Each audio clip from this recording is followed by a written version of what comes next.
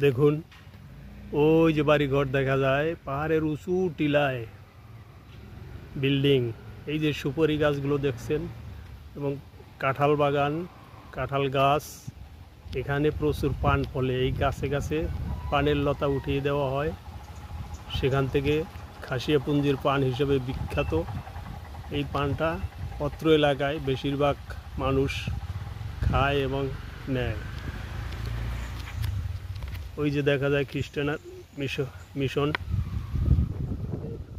এখানেও খ্রিস্টান বসবাস করে।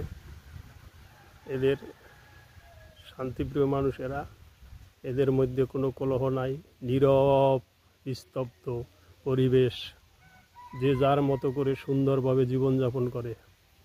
একেবারে গহীন পাহাড়ের উপরে টিলায় এখানে বসবাস করে। আমার এই ভিডিও যারা দেখছেন বা দেখতেছেন, যদি ভালো লাগে সবাই শেয়ার করবেন এবং এখানে ঘুরতে আসবেন। আমন্ত্রণ থাকলো, সবাইকে ধন্যবাদ।